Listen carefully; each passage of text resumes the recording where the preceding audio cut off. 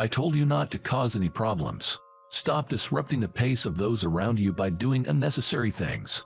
Before you go lecturing folks from other departments, why don't you start doing your job properly in the sales department? It's annoying for us when you keep acting like you're the new guy. I held back the words I wanted to say to my boss, who looked visibly frustrated. And then, you know what? I wouldn't mind firing you. It doesn't make a difference whether you're here or not. She said this as if it was a good idea, and I felt I had reached my limit. My name is Andrew. After graduating college, I worked at a food processing company. I returned to my hometown when my dad got sick. Thankfully, he's now out of the hospital. However, my dad felt uneasy about leaving my mom alone at home after his health issue. While he was in the hospital, he asked me during a visit, "Andrew, would you consider coming back here?" So, I resigned from my company and got a job at a local baby product store. Ideally, I would have preferred a job that made use of my previous work experience, but finding a good position for a mid-career hire was tough, so I took a job with this company that was expanding. But moving into a different industry certainly came with its challenges. Andrew, how many times is this? The third time, I guess. It's the fifth. When are you going to remember? This woman who is teaching me the paperwork with a look of utter dismay on her face is the section manager. You did use computers in your previous job, didn't you? Why can't you remember? It's just different formats. No excuses. Just get on with it. Here, this file, right here. Yes, I have other things to do than just babysit you. She snapped, although she continued to help. I felt sorry for her as I struggled with paperwork I wasn't used to. In my previous job, I worked on site in the quality control department, which meant I didn't handle many documents and rarely had to create them. Although I managed to land a job in sales administration at my current company thanks to a certification I got in college, to be honest, I'm lost when they suddenly ask me to draft a document. I had been coasting by on templates alone, and now it was catching up with me. Man, maybe sales just isn't for me. It made me realize just how perfect my former job was for me. Plus, I had a girlfriend back then. She was a diligent office worker at the same company and often picked up the slack for me. But I couldn't muster the courage to ask her, a city girl, to move with me to the countryside, so I ended up breaking things off with her. I miss the lunches she used to pack for me, especially since I'm a bit picky with food. All the women I've dated before didn't like cooking for me. But she always struggled and made meals for me. I didn't want to inconvenience her, a woman who wholeheartedly devoted herself to me. Despite being the one to end things, I still have feelings for her. I returned to my hometown after we split up, but things haven't been great. I contemplate quitting my job almost daily, but since I haven't been at this company for long, it might impact my job hunting prospects. So, for now, I'm just observing how things go. It's pretty much an escape from reality. While I'm discontented with my current situation and anxious about the future, I can't take the next step forward. One day, someone from the planning department brought up a collaboration project with a major food company. Our company is fairly large in the baby product business, and our mascot character is quite popular among customers. While we do well with apparel and toys, our own food brand wasn't selling too well.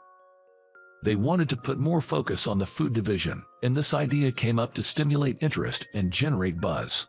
From the looks of my colleagues, it seems the other company wasn't too enthusiastic about the collaboration. After many meetings, we finally found a company willing to partner with us, and a meeting was scheduled at our office with their sales representative and our manager. This is a busy day, so don't cause any problems. No unnecessary questions either, my manager warned me in the morning. After finishing some tasks, I headed to the vending machines. On my way, I bumped into a representative from the other company coming out of the conference room. "You're Andrew, right? Don't you remember? We worked together before." "Oh, Tony. Yes, I didn't expect to see you here. Did you leave your previous job? Are you now with the food division here?" He bombarded me with questions. "No, I'm currently in sales," I replied. "Oh," Tony mumbled, almost to himself. That explains it. That explains it. What's that supposed to mean? I was about to ask him when my cell phone rang. It was a call from my manager. Sorry, please go on without minding me. I'll visit again, said Tony, and he left. While my phone continued to ring, I answered it. The first thing I heard was, "You're late. Where are you?" "At the vending. Come back right now." Confused by the abruptly ended call, I returned to my department to see a flurry of activity. One of my colleagues, who had been in a meeting, told me the sample we presented as a product image wasn't well received by the client. "We need a new one by the week after next. Our department and planning are all hands on deck for overtime. You're free, right?" The manager said, "Let Andrew handle the menial tasks." She handed me some documents to copy and went back to her tasks. Menial tasks, huh? Looking around, while the feedback seemed negative, everyone had a determined spirit, thinking, "We still have a chance. Next time." I felt isolated from the group. I may be a burden, but I want to help in some way. That's what I thought. So, I pulled out a notebook where I'd written some half-finished notes and decided to continue writing in it. It was a small thing, but consistency appeared to be key. By reviewing repeatedly, I reduced my mistakes. When I finally had some free time, Mike from the planning department gave me some leftover baby food samples. "I'm confident about this one," he said, and I eagerly tasted the carrot puree. And instantly, "This is awful," I unintentionally blurted out. "Well, it's baby food. It's not supposed to taste that great to adults," someone chuckled. "No, this is really not good.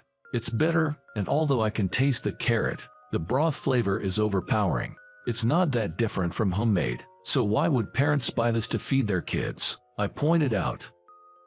While I was just trying to be honest, it seemed that I had overstepped, given I wasn't directly involved in the project.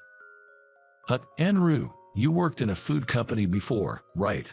But you've never dealt with baby food, have you? Not sure your input is really needed here," they retorted. I was about to respond when my manager, who seemed to have overheard the conversation, stopped me. She later told me, "I thought I asked you not to cause any trouble. Maybe you don't get it since you joined mid-career, but this is a crucial time for the company. Stop meddling and disrupting everyone's flow. Before you go lecturing people from other departments, do your job in sales properly. It's problematic if you keep acting like a newbie. Honestly, I wouldn't mind if you were let go. It wouldn't make a difference with or without you." Frustrated by her blatant statement, I felt I had reached my limit. "Understood. It was a short time, but thank you." I bowed to my manager and went back to my desk to finish up.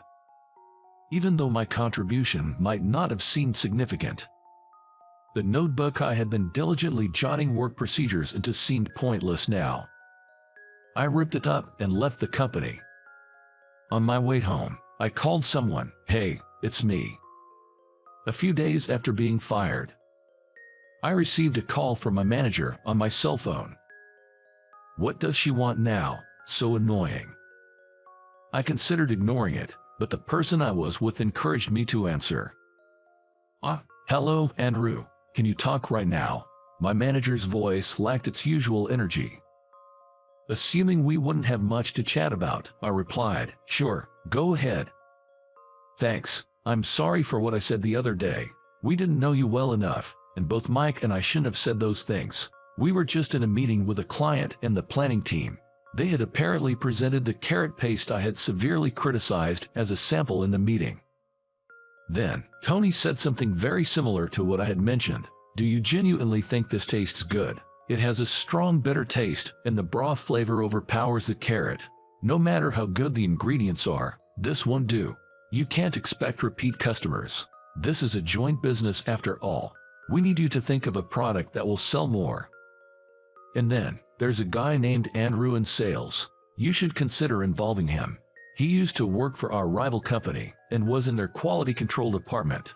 He's what's called a super taster, someone with more taste buds than average. He's not only gifted in taste but can also accurately recall and compare flavors. I strongly suggest involving him in this project." They decided to continue the meeting next time with me in attendance. Apparently, it wasn't the right mood to say, "Andrew was just fired a few days ago.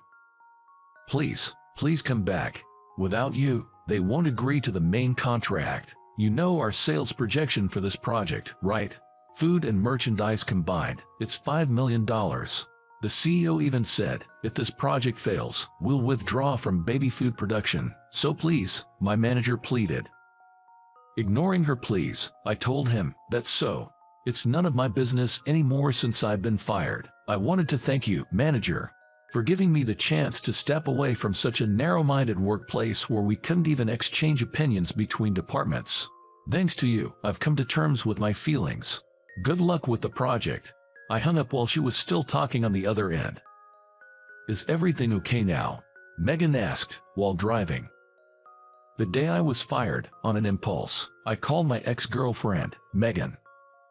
I had reached my limit. I just want to hear her voice. In that moment, the word patience did not exist in my vocabulary. "Andrew." Hearing Megan's voice for the first time in months, I felt deflated. "Megan, I'm going to ask you something really selfish. Please, let's get back together." After a long silence, she responded, "If you let me slap you twice, counting the one from when we broke up, then sure."